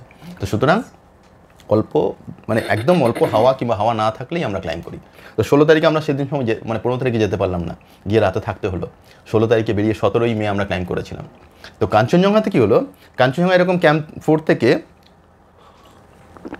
আমরা বেরোলাম। কাঞ্চনজঙ্ঘার ক্যাম্প 4 থেকে সামিট অনেক বেশি দূর, এভারেস্টে যতটা তার থেকেও লম্বা জার্নি। কাঞ্চনজঙ্ঘা আমরা রওনা দিলাম বিকেল 4:30টার সময়, সারা রাত ক্লাইম্ব করলাম। সকাল 7:30টায় পৌঁছলাম কাঞ্চনজঙ্ঘার মাথায়। ওই 1.5 ঘন্টা ছিলাম এখানেও, 1.5 ঘন্টায় ছবি তুললাম চারপাশ, কারণ যখন গেছিলাম তখন খুব মেঘলা ছিল, হাওয়া দিচ্ছিল, মেঘ ছিল। আমি তারপর আমার কাছে মেঘলা কাঞ্চনজঙ্ঘার মাথার ছবিও আছে, আবার পরিষ্কার কাঞ্চনজঙ্ঘার মাথারও ছবি আছে। তারপর 9টার সময় রওনা দিলাম। আবার ওই 4 নম্বর ক্যাম্পে পৌঁছতে রাত 8:30। তো আমি ওই লিখেছি যে 28.5 ঘন্টা, তোমাকে কলকাতার রাস্তায় এই রোদের মধ্যে 28.5 ঘন্টা দাঁড় করিয়ে রাখলে মারা যাবে। আর ওইখানে ওই চরম একটা পরিস্থিতিতে 28.5 ঘন্টা ওঠা নামা, জল নেই, খাবার নেই, জল বরফ, মাঝে মাঝে একটু নখ দিয়ে খুঁটে একটু বরফ মুখে লাগাচ্ছি, কারণ বেশি বরফ খেলে আবার গলা চোখ হয়ে তুমি মারা যাবে, বুঝলেন, শ্বাস নিতে পারবে না, গলা বন্ধ হয়ে যাবে। তো সব দিকে খেয়াল রাখতে হবে। তো সেইভাবে 28.5 ঘন্টা এই কাঞ্চনজঙ্ঘা, ভয়ঙ্কর। কাঞ্চনজঙ্ঘা খুব দারুণ একটা ক্লাইম্ব, পৃথিবীর মানে আমার সব থেকে একটা one of the toughest mountain climb যদি বলো কাঞ্চনজঙ্ঘা। তো এই যে কাঞ্চনজঙ্ঘা বা এভারেস্ট বা এত উচ্চতম শৃঙ্গ, প্রত্যেকটা জায়গাতেই কিন্তু দেখা গিয়েছে প্রচুর মৃতদেহ পড়ে থাকে। যেমন গ্রিন বুট একটা ল্যান্ডমার্ক হয়ে গেছে, বা আরও বিভিন্ন ডেড বডি যাদের মানুষ দেখতে যায়, যে এরা এখানে পাহাড়ে আর কি পর্বতে চড়তে এসে তাদের দেহগুলো এবং তার সঙ্গে নামগুলো বেশ স্মৃতিবিজড়িত হয়ে গেছে। তা এত মৃত্যু কেন? দেখো, ঠিকই বলেছো, আসলে এভারেস্টে আছে এরকম গ্রিন বুট। পালজোর বলে একজন এয়ারফোর্সের ছেলে, সে গিয়েছিল নর্থ সাইড দিয়ে এভারেস্ট ক্লাইম্ব করতে, কিন্তু ব্লিজার্ডে পড়ে যায়। এটা ওদের ভুল ছিল আসলে।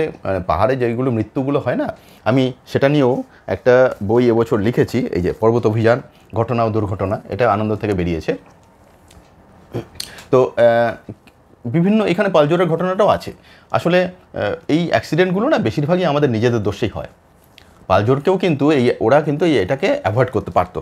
কী হলো, ওই সময় মূল টিম বলছে যে ওয়েদার খারাপ, তোমরা নেমে আসো, কিন্তু এই সামিট না একটা ওই জোশ চলে আসে।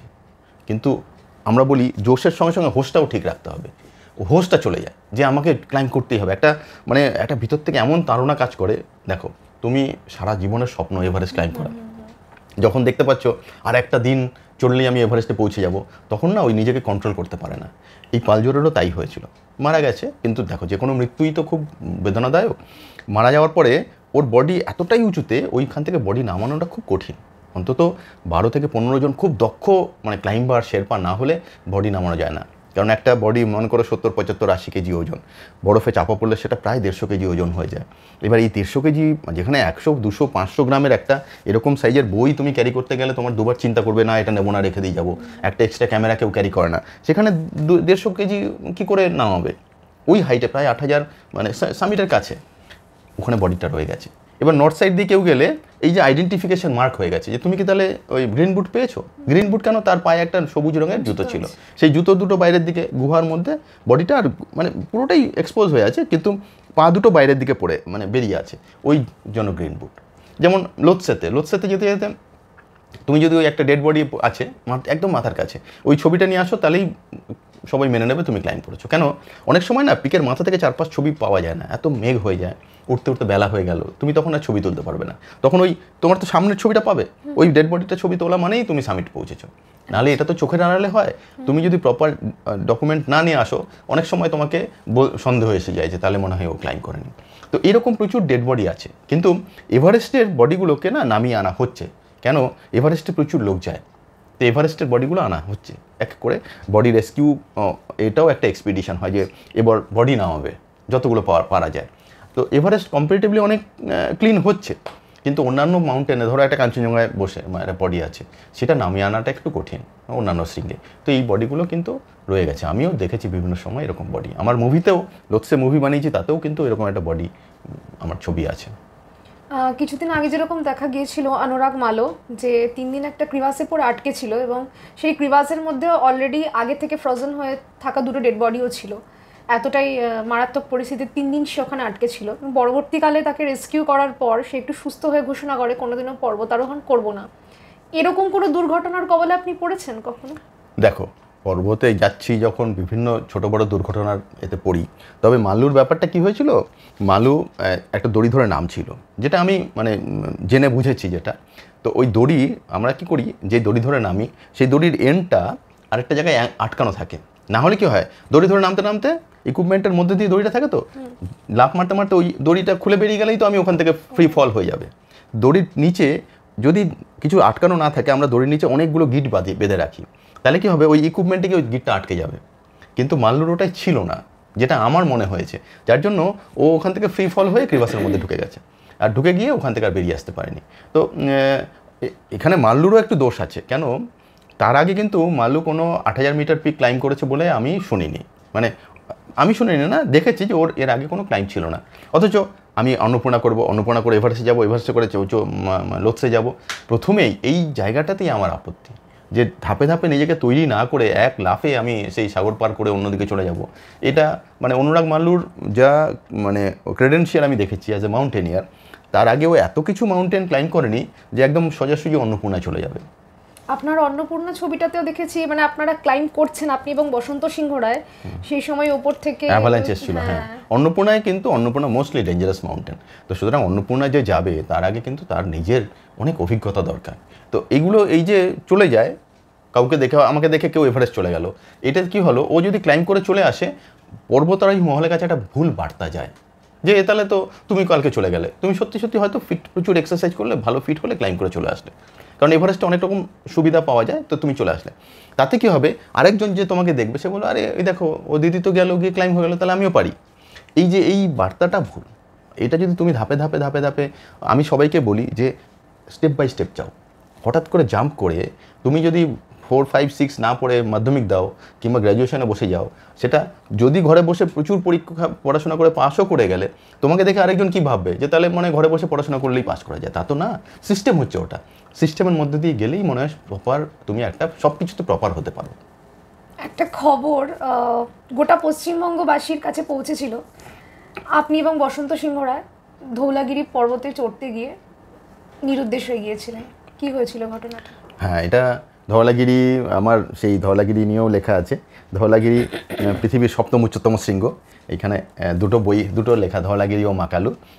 তো ধওলাগিরিতে দেখো, এভারেস্টে গেলাম 10-এ, তারপর বললাম না যে এভারেস্টের পরে আর মানে থামার কথা ভাবিনি, আমার সেকেন্ড ইনিংস চালু হয়ে গেল, কাঞ্চনজঙ্ঘা ক্লাইম্ব হয়ে গেল। আমি প্রথম এভারেস্ট ক্লাইম্ব করে হয়েছিলাম প্রথম বাংলার প্রথম সিভিলিয়ান। কাঞ্চনজঙ্ঘা ক্লাইম্ব করে হলাম প্রথম ভারতীয় সিভিলিয়ান। কাঞ্চনজঙ্ঘা খুব কঠিন, হ্যাঁ। কাঞ্চনজঙ্ঘা আজ অবধি এভারেস্ট প্রায় 8,500 লোক ক্লাইম্ব করেছে, কাঞ্চনজঙ্ঘা 250-300 লোক ক্লাইম্ব করেছে। অন্নপূর্ণা সবথেকে কম ক্লাইম্ব হয়েছে 8,000 মিটার পিকের মধ্যে। তো অন্নপূর্ণায় যখন আমি গেছি তখন 140-45 এরকম আমার নাম্বার ছিল সারা পৃথিবীতে। তো এইবার পরপর এরকম ক্লাইম্ব করেছি, তো একটা নিজেদের মধ্যে প্রচণ্ড কনফিডেন্স এসে গেছে। তো ধওলাগিরিতে চলে গেছিলাম। তো ধওলাগিরিতে তখন কি করলাম যে একটু পয়সা কার্টেল করার জন্য একটা খুব মানে জুনিয়র একটা শেরপাকে নিলাম, একটু অক্সিজেন কম নিলাম, এসব হয়েছিল। কিন্তু ওখানে গিয়ে যখন লাস্টে আমাদের সব ঠিকই ছিল, লাস্ট ক্যাম্প থেকে যখন সামিটের দিকে যাচ্ছি, ওই রকম রাত্রিবেলা বেরিয়েছি, সারা রাত ক্লাইম্ব হয়েছে, পরের দিন সারাদিন ক্লাইম্ব হয়েছে, কিন্তু ব্লিজার্ড শুরু হয়ে যায়। ব্লিজার্ড হওয়াতে হাওয়া চললে কি হয়, তোমার চলার গতিবেগ অনেক কমে যায়, বরফ উঠছে, প্রচণ্ড হাওয়া দিচ্ছে। তো সারাদিন, পরের দিন মানে সারা রাত তো ক্লাইম্ব করেছি সেদিন, পরের দিন সারা দিন ক্লাইম্ব করেও তখন বেলা 1-1:30 বেজে গেছে, তখনও আমরা আরেকটু দূরে আছি। তো তখন আমরা যখন উঠছি, আমাদের সামনে ছিল, আমরা তখন তো ওখানে কি হয়, নিজেরা কোমরে দড়ি বেঁধে উঠছি, সেটাকে রোপ আপ বলে। তো আমাদের আগে ছিল স্প্যানিশ একটা টিম, স্প্যানিশ 2 জন, গাড়ার সঙ্গে ওর শেরপা কেশব। তো দেখলাম পা স্লিপ করে একজন পড়ে গেল, তার সঙ্গে দড়ির টানে গাড়া পড়লো, গাড়ার টানে কেশব। তো অন্য সময় হলে, যেমন এই যে ছন্দা পড়ে গেছে, তোমরা তো জানো ছন্দার দড়ির টানে অন্য 2 শেরপা পড়ে গেছে। তো এই ঢালটাতে যেরকম ছিল তাতে কিন্তু 2 জন পড়ে যাওয়ার কথা ছিল, কিন্তু যেহেতু একটু সফট স্নো ছিল, এক জায়গায় আটকে গেল। তা এবার আমরা যে গিয়ে রেস্কিউ করবো তার উপায় ছিল না, কারণ আমাদের কাছে অত ইকুইপমেন্টেই, রেস্কিউ করতে গেলে একটা স্ক্রু লাগাতে হবে আইস ওয়ালে, তারপর দড়ি দিয়ে নেমে যাব, অনেক রকম ইকুইপমেন্ট লাগে, সেই সব দিয়ে টেনে আনতে হবে, কিছুই নেই, শুধু একটা দড়িতে আমরা রোপ আপ হয়ে যাচ্ছি। তো আমি দেখলাম যে যখন আমরা ওকে রেস্কিউ করতে পারবো না, তার থেকে আমরা ভাই পাশ কাটিয়ে উপরে যাওয়ার দরকার নেই, ব্যাক করি। তা আমরা ব্যাক করলাম। এই ব্যাক করতে গিয়ে কিছুটা নামলাম, তারপর আমার শেরপাকে একটা আমাদের কোমরের দড়িটা অর্ধেক করে পাঠালাম যে যাও হেল্প করো, অনেক বড় গল্প। ঘন্টার পর ঘন্টা পার হলো, ওরা আসতে পারলো না, মাঝখান থেকে আমি অন্ধ হয়ে গেলাম স্নো ব্লিজার্ডে, হ্যাঁ বরফের এতে। বসন্তদা ওখানে পড়ে গেল, বসে গেল, আমি কোনো মতে অন্ধ হয়ে হাতড়ে হাতড়ে আমি আর আমার শেরপা দড়িটাকে অর্ধেক করে দিলাম। শেরপা দড়ি ছাড়ছে, আমি নামলাম, যত দূর মনে করো 50 ফিটের মতন দড়ি, নিচে নামলাম, আইস অ্যাক্সটাকে গেঁথে দিলাম, ওই দড়ি আবার টানতে থাকলাম, শেরপা আবার আমার পাশে আসলো, আবার শেরপা বসলো, আইস অ্যাক্সে মানে বরফে গেঁথে আবার দড়ি আস্তে আস্তে ছাড়লো যাতে আমি স্লিপ কেটে না পড়ে না যাই। আবার আমিও করছি ওকে, রানিং বিলে বলে একে। আমি আবার যখন পৌঁছে গেলাম, মনে করো 50 ফিট দড়িতে আমি পৌঁছে গেলাম লাস্ট পয়েন্টে, তখন এবার আমি ওকে বললাম তুমি এবার আসো। আমি অন্ধ, কিন্তু আমি তো টেকনিকটা ঠিক আছে, যে আইস অ্যাক্সটা গাঁথলাম, দড়িটা আস্তে আস্তে আস্তে আস্তে টানছি, তাতে কী হচ্ছে, ও হয়তো নামছে, এখান থেকে স্লিপ কাটলো, তাহলে এতটা দড়ি আবার এখানে গিয়ে আটকে যাবে, একদম নিচে পড়ে যাবে না। এটাকে রানিং বিলে বলে। এই করতে করতে কত ঘন্টা হেঁটেছি জানি না। হ্যাঁ, এবার নিচের দিকে নামছি, তো একটানা নেমে এসে একসময় কোনো এক জাপানি মহিলার তাঁবুতে পৌঁছলাম। সে তাঁবুটা আমাদের অনেকটা উপরে লাগিয়েছিল। তো আমাকে বললো দেবাশিস দা পৌঁছ গিয়া। তো দেখলাম তাঁবু, একজন আমাকে টেনে নিল তাঁবুর চেন খুলে। আমি জানি বসন্তদা, কিন্তু তখনও জানি না বসন্ত ওইখানে বসে গেছে, আমি তো অন্ধ। এইবার সেই চোখ বন্ধ করে একটু শুয়ে থাকলাম। পরের দিন মানে 3-4 ঘন্টা যখন পার হলো, পরের দিন তখন আমার চোখ ঠিক হয়ে গেছে, দেখি বসন্তদা নেই। তখন জানলাম বসন্ত ওখানে আটকে গেছে।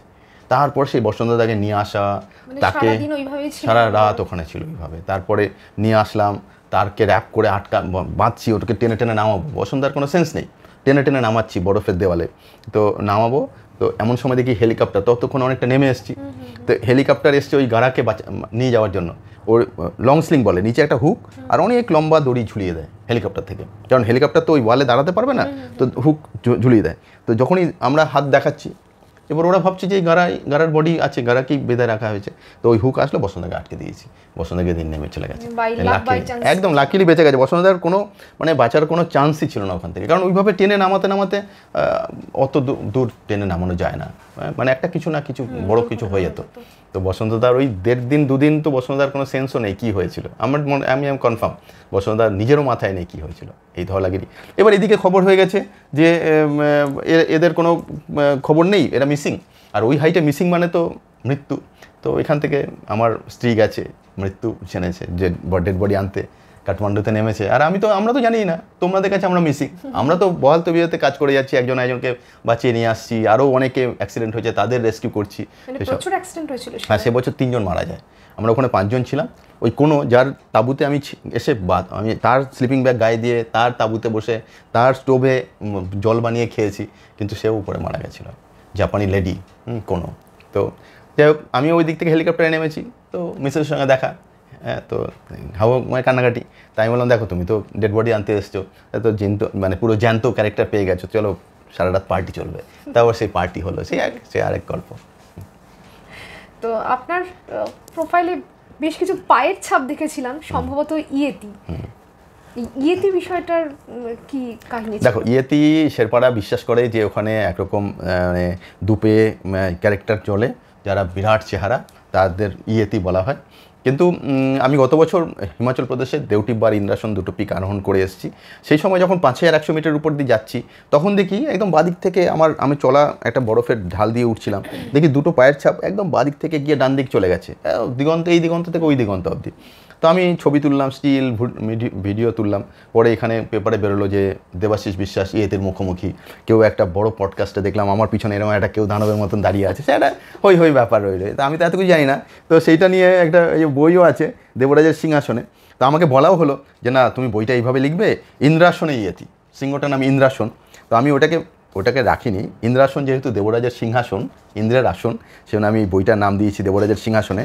তো ওটা আমার যেটা মনে হয়েছে যে কোনো খুব বড় হিমালয়ান বিয়ার কমন, কিন্তু ওই হাইটে থাকে না, তারা তো কিছু খেতে হবে, যেখানে গাছপালা একটু শিকড় বাকড় পাবে ওই এলাকায় থাকে। তো অত উপরে গেছে।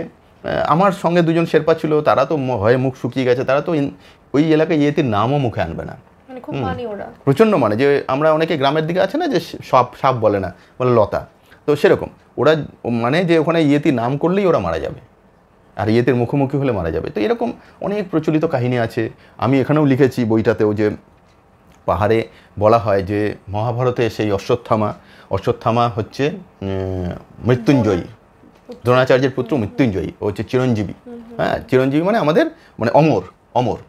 তো অমর বলে হয়। আর কৃষ্ণের অভিশাপে সারা গায়ে ওর ঘা, মাথা থেকে, আর এখান থেকে একটা মণি তুলে নিয়েছে। তো এখানেও বলে যে ওই দেখো ওর চোখ, এটা চোখ না, একটা ঘা।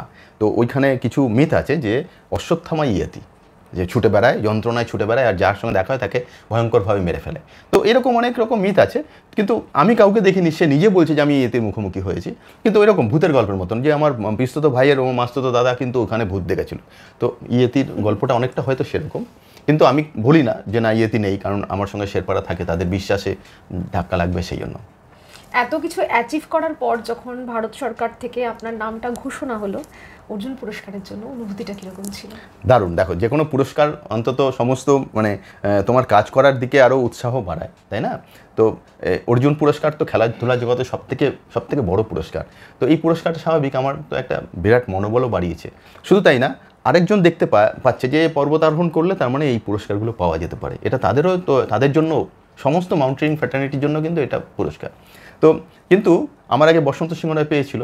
তো যখন বসন্তদা পেয়েছিল তখন আমার মনের মধ্যে একটা ছিল যে কোনো দিন হয়তো এটা আমিও পেতে পারি। কারণ এমনও আমার হয়েছে, প্রেস ক্লাবে বসন্তদাকে যখন সম্বর্ধনা দিচ্ছে, একই সঙ্গে পাশাপাশি আমাকেও সম্বর্ধনা দিল যে ভবিষ্যতের অর্জুন পুরস্কার পাবেই, এরকমভাবে বলেই আমাকে সেই এখনও আছে যে বসন্তদা যখন সম্বর্ধনা দিচ্ছে একই দিন একই প্রোগ্রামে আমাকেও সম্বর্ধনা দিচ্ছে, যে আমরা জানি আমাদের বিশ্বাস, দেবাশী বিশ্বাস কোনো একদিন পাবে। তো ওইটা মাথায় ছিল। এছাড়াও ইন্ডিয়ান মাউন্টেনিং ফাউন্ডেশন, আমাদের যে পর্বতারোহণ জগতের সবথেকে সর্বোচ্চ যে সংস্থা, নিয়ামক সংস্থা, তারা একটা পুরস্কার দেয়, IMF গোল্ড মেডেল। সেটা যখন আমি পেয়েছিলাম সেটা আমার কাছে আরও বেশি ভালো লেগেছিলো, কারণ ওটা হচ্ছে একদম মানে প্রতিষ্ঠিত একটা মাউন্টেনিয়ার তবেই তুমি পাবে। অর্জুন পুরস্কার দেখো প্রতি বছর দেওয়া হয়, কিন্তু এই IMF গোল্ড মেডেল প্রতি বছর না, খুব মানে বেছে হয়তো 5 বছর, 7 বছর, 10 বছরে একজন পায়। যখন আমি দেখি যে এই নামের আগে আমার ওই লিস্ট বোর্ডে দিল্লিতে আছে, যে আমার নামের আগে দেখছি ওই লিস্টেই কোনো জায়গায় তেনজিং নোরগের নাম আছে, নোয়াং গম্বুর নাম আছে, বাচেন্দ্রী পালের নাম আছে, তো এরা তো একজন দিকপাল নাম, হ্যাঁ, তার পাশে নিচে আমার নামও আছে, তো সেটা খুব ভালো লাগে। এই খবরটা শুনে আপনার গর্ভধারিণীর কীরকম লেগেছিল? আমাদের কাছে কিন্তু আজকে রয়েছেন দেবাশিস বাবুর মা, কথা বলে নেবো আজকে মাসিমার সঙ্গে। আজকে পাশে পেয়ে গিয়েছি দেবাশিস বাবুর মা, যিনি সত্যি সত্যি কিন্তু রত্নগর্ভা। তো ছেলে এত সাকসেস পেয়েছে, মা হিসেবে কীরকম লাগছে আপনার? খুবই আনন্দ পেয়েছি।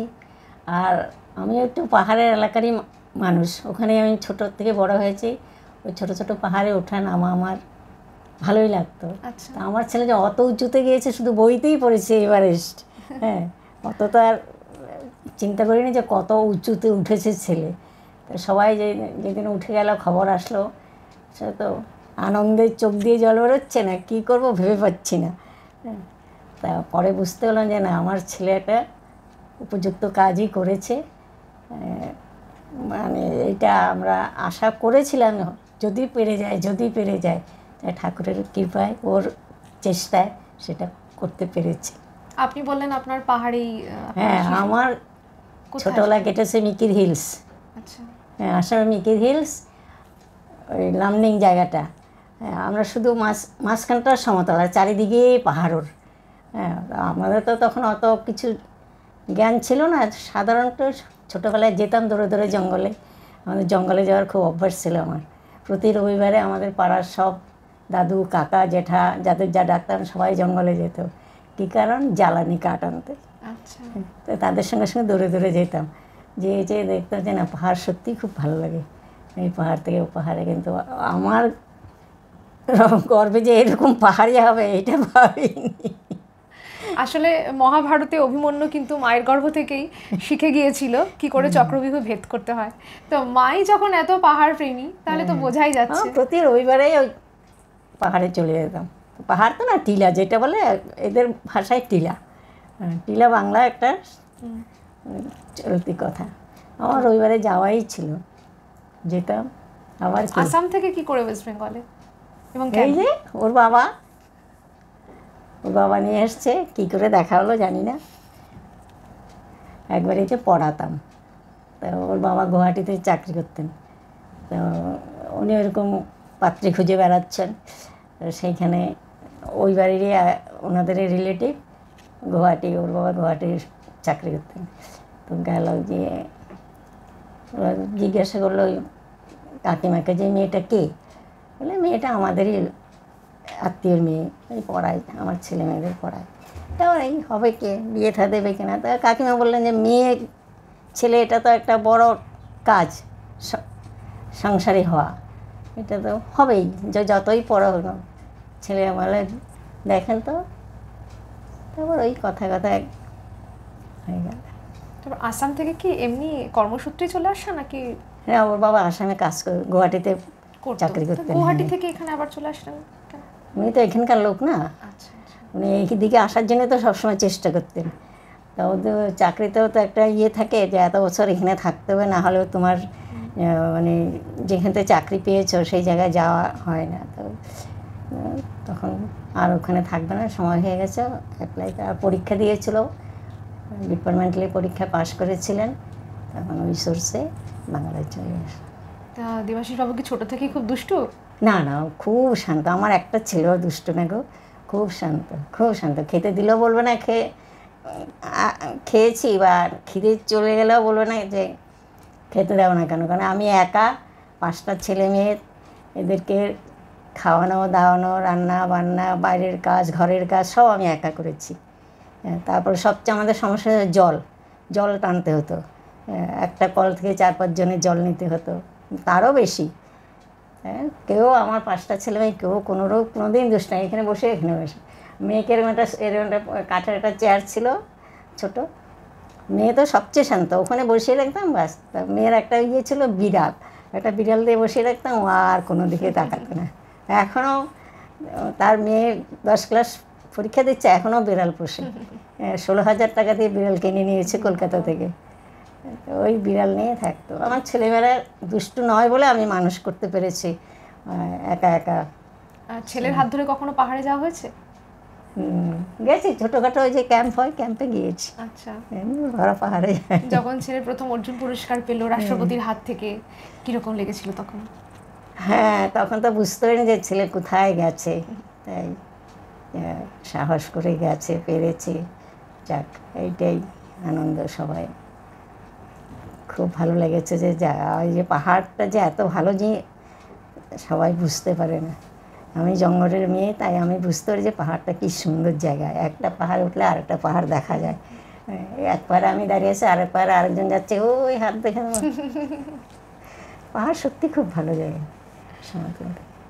আগামী দিনে ছেলে তো আরো অনেক জায়গায় যাবে, কখনো টেনশন হয় যেরকম ধৌলাগিরিতে? হ্যাঁ, একটু টেনশন তো দুর্ঘটনা হয়, ঘটেছিল। যতদিন ফিরে না আসে ততদিন তো টেনশন হয় না। ঠাকুরকে ডাকি, আর তো কোনো ভরসা নেই।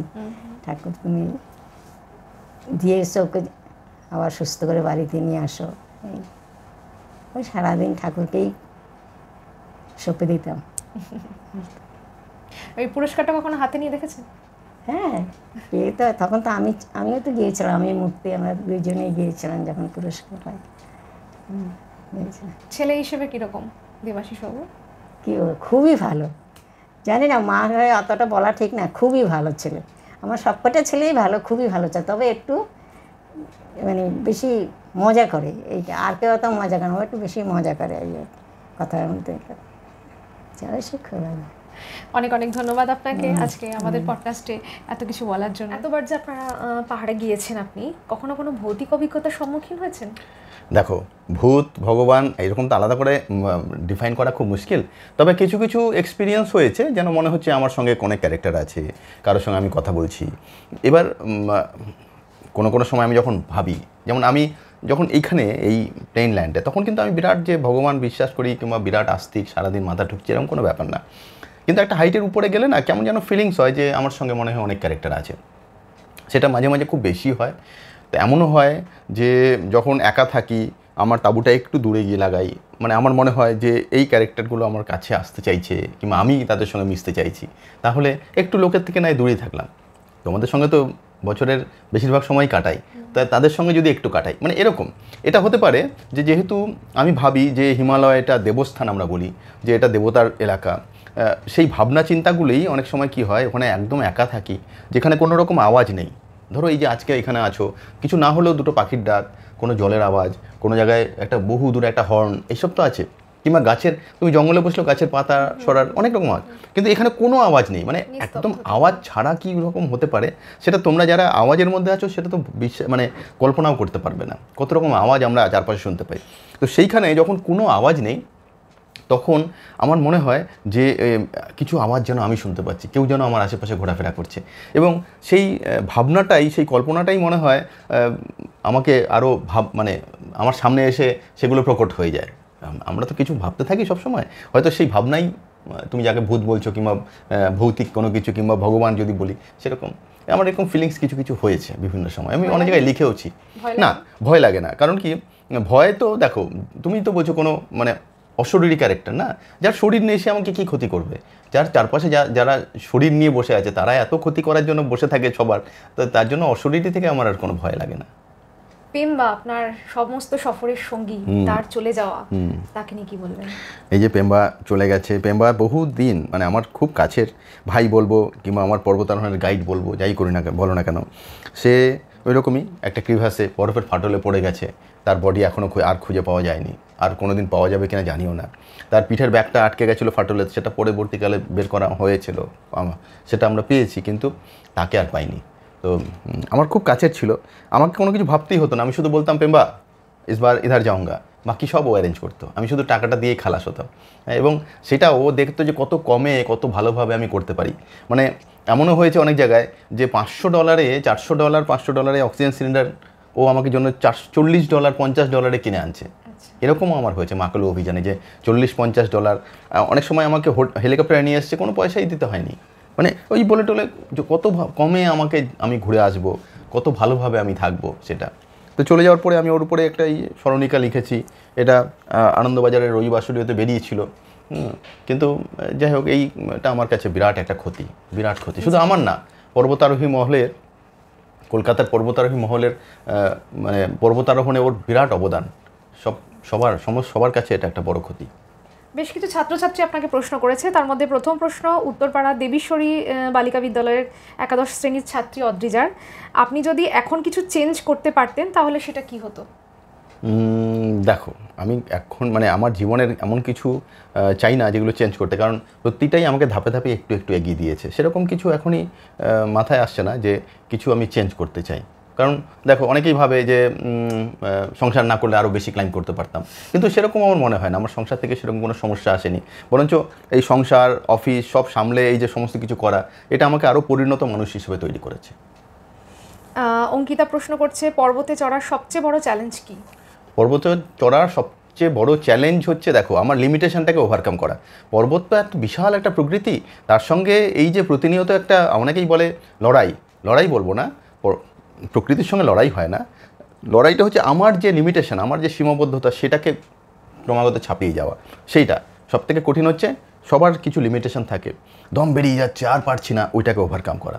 শুধু ওভারকাম করা না, আমাকে পৌঁছলে হবে না, আমাকে সুস্থ থেকে ফিরে আসতে হবে। তো সেই জন্য তোমার লিমিটেশন, আমরা খুব ক্ষুদ্র মানুষ, এক একটা খুব ছোট্ট ক্যারেক্টার, আমরা অনেক নিজেকে পাওয়ারফুল মনে করি। অনেকেই বলি জানিস আমি কে, তো কেউ না। আমরা যখন ওই রকম প্রকৃতির কাছে গিয়ে দাঁড়াই না, তখন বোঝা যায় আমি কেউ না, যা কেউ সব আমার চারপাশে আছে। পলিটেকনিকের ছাত্র প্রীতম প্রশ্ন করেছে, আপনার মতো মাউন্টেনিয়ার হতে গেলে আপনার সাজেশনগুলো কী কী? আমার সাজেশন হচ্ছে, একদম আমি প্রথম থেকে বলেছি ধাপে ধাপে, একদম প্রথমে মাউন্টেনিং রক ক্লাইম্বিং কোর্স করো, তারপর বিভিন্ন ছোট ছোট ক্যাম্প কোর্সে অংশগ্রহণ করো, low altitude trek, high altitude trek, mountaineering course, বেসিককে এ গ্রেড পাওয়ার চেষ্টা করো, তাহলে অ্যাডভান্স করো, অ্যাডভান্সে এ গ্রেড পেলে পরের কোর্সগুলো করো, তারপর 6000 মিটার পিক, 6500 মিটার পিক, এইভাবে ধাপে ধাপে। এমন না যে কালকেই উঠে এভারেস্ট ক্লাইম্ব করবো, তারপর একটা সেলিব্রিটি হয়ে ওখানকে পুজোয় ফিতে কাটবো, এইসব চিন্তা যেন না আসে। বিউটিশিয়ান ক্ষমা কপাটের প্রশ্ন, পাহাড়ে গেলে আপনার স্কিন কেয়ার কী করেন? হ্যাঁ, স্কিন কেয়ার কিছু করি না, কারণ আমার স্কিনে না, আমার একটু অয়েলি স্কিন। তো ও যদি আমাকে কোনো সাজেশন দিতে পারে যে ভবিষ্যতে, কারণ আমি যখন ফিরে আসি ভয়ঙ্কর মুখটুক পুড়ে যায়, চামড়া উঠতে থাকে, যাতা চেহারা। আমার কাছে ছবি আছে, আমি তোমাদের পরে ছবি দেখালে তোমরা বুঝতে পারবে, চিনতে পারবে না। কিছুই করি না, কারণ কি, যাই করি না কেন আমার মুখ পুড়বেই। আমি অনেক কিছু চেষ্টা করেছি, আলটিমেট আমার কষ্টই বাড়ে। তো কিন্তু আবার আসার পর অটোমেটিক ঠিক হয়ে যায়। তো যদি কোনো বিউটিশিয়ান আমাকে কোনো সাজেশন দিতে পারে যাতে মুখটুক না পড়ে, তাহলে আমারও ভালো লাগে যে আমারও মুখটুকগুলো একটু ভালো থাকে। পর্বতারোহণ সাধারণ জীবনে কী কী শেখায়? অনেক কিছু শেখায়, আমাকে তো প্রচুর জিনিস শিখিয়েছে। আমার ধৈর্য শিখিয়েছে, ধৈর্য কী করে কন্ট্রোল করতে হয়। একটা ভালো মানুষ হওয়ার জন্য যা যা গুণ দরকার, শান্ত, ধৈর্য, কোনো কিছুতে আমি কারোর সঙ্গে ঝগড়া করি না, কারণ এটা আমাকে শিখিয়েছে। কারোর সঙ্গে কথা কাটাকাটি করা মানে আমার সময় নষ্ট, আমি করি না। আর একটা মানে আর সব কিছু, প্রকৃতি এবং সব কিছুকে ভালোবাসতে শিখিয়েছে। আপনার সবচেয়ে মেমোরেবল ট্রেক কোনটা? দেখো, ওইরকমভাবে বললে খুব মুশকিল, কারণ পাহাড়ে প্রতিটা দিন আমার কাছে মেমোরেবল, এবং আমি চোখ বুজে এক একটা দিন এক এক জায়গায় পৌঁছে যেতে পারি। এই যে এত অসংখ্য বই লিখেছি, প্রতিটা তো সেই মেমোরি থেকেই লিখেছি। 16-17টা বই লেখা হয়ে গেছে। হ্যাঁ, এই যে কত জায়গায় যেখানে যাই, এভারেস্টের সেই পাথর, বিভিন্ন পাথর নিয়ে এসেছি। আমি যখন দেখি এই পাথরটা হাতে দিই, এই পাথরটা কোনো সময় এভারেস্টের কোনো উঁচু জায়গায় থেকে, কোনো একটা অনেক উঁচু কোনো পাথর, মানে শৃঙ্গের কাছাকাছি কোনো জায়গা থেকে নিয়ে এসেছি। বিভিন্ন কালার, 42টা অভিযান হয়ে গেছে, 42টা অভিযানে 42 রকম এই পাথর, তার মানে ক্রিস্টাল, কত জায়গা থেকে ক্রিস্টাল পেয়েছি। এই যে লোৎসেতে গিয়ে এরকম একটা পাথর পেলাম, তো একদম এটা দেখে মনে হলো যেন আমি নিয়ে আসবো, তার জন্য ওয়েট করছিল। তো সমস্ত কিছু আমার এক একটা স্মৃতি। কত অ্যাক্সিডেন্টে কত রেস্কিউ করে নিয়ে এসেছি, কতজনকে বাঁচিয়ে নিয়ে এসেছি, অনেককে বাঁচিয়ে নিয়ে আসতে পারিনি, সবই আমার আলাদা আলাদা স্মৃতি। আপনি যদি পর্বতারোহী না হতেন তাহলে কি হতেন? জানি না, পর্বতারোহণ ছাড়া আর কিছু ভালো করে পারি না। তবে আমার যখন ইচ্ছা হয় গান গাই, হয়তো আর একটু বেটার গান গাইতাম। একটু ছবি টবি আঁকি, হয়তো ছবি আর একটু ভালো আঁকতাম। কিংবা এই যে বই লেখা, অবশ্য বই লেখাটা পর্বতারোহণ থেকেই এসছে। একটা আরোহণ মানে আমার কাছে একটা বই লেখা, একটা অভিযান, একটা মুভি। তো পর্বতারোহণ না করলে আমার কাছে অনেক সময় থাকতো, হয়তো অনেক অন্য কিছুতে, হয়তো কিছু মিউজিকের আমার ইন্টারেস্ট আসতো, সেটা। এবার আসি র্যাপিড ফায়ার রাউন্ডে। বেশ কিছু প্রশ্ন, তার চটপট করে উত্তর দিয়ে ফেলতে হবে। উত্তম কুমার না অমিতাভ বচ্চন? উত্তম কুমার। ইস্ট বেঙ্গল না মোহনবাগান? আসলে বাঙাল তো প্রথমে ইস্টবেঙ্গল আসে, তবে মোহনবাগানও আমাকে অনেকবার সম্বর্ধনাও দিয়েছে। চিংড়ি না ইলিশ? খেতে আমার দুটো মাছই ভালো লাগে, তবে ইলিশে প্রচুর তেল বলে আমি চিংড়িটাই বেশি পছন্দ করি। মেসি না রোনাল্ডো? রোনাল্ডো। কৃষ্ণনগর না কলকাতা? কৃষ্ণনগর, কারণ কৃষ্ণনগরে একটা আলাদা আমার মানে সেই ছোটোবেলার ব্যাপার। আর কলকাতার থেকে আমার মনে হয় কৃষ্ণনগরের লোকেদের মনের টানটা অনেক বেশি। আইস ক্লাইম্বিং না রক ক্লাইম্বিং? আইস ক্লাইম্বিং। মিষ্টি দই না রসগোল্লা? মিষ্টি আমি একটু অ্যাভয়েড করি, তবে অল্প দই হলেও ভালোই লাগে। রসগোল্লাও আমার পছন্দেরই খাবার।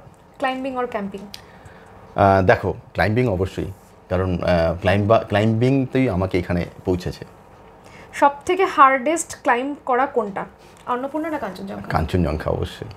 মায়ের হাতের রান্না না বউয়ের হাতের রান্না? মায়ের হাতের রান্না। Travel for passion or for profession? অবশ্যই প্যাশন, কারণ এখনও আমি ট্রাভেল থেকে এক পয়সা ইনকাম করতে পারিনি।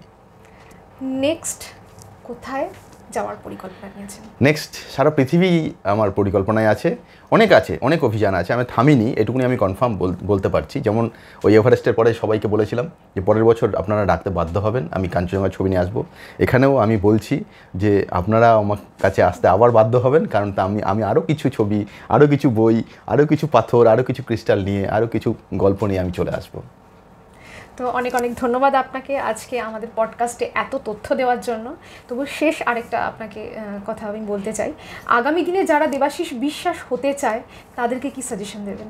তাদেরকে বলবো কোনো রকম মানে জাম্প না, একদম ধাপে ধাপে। যেমন একটা বাচ্চা ছেলে একদম নার্সারি থেকে শুরু করে 1, 2, 3, 4 করে গ্র্যাজুয়েট হয়, তেমনি তোমরা সবাই ওইভাবে আসো, দেখবে পাহাড়টাকে এনজয় করতে পারবে।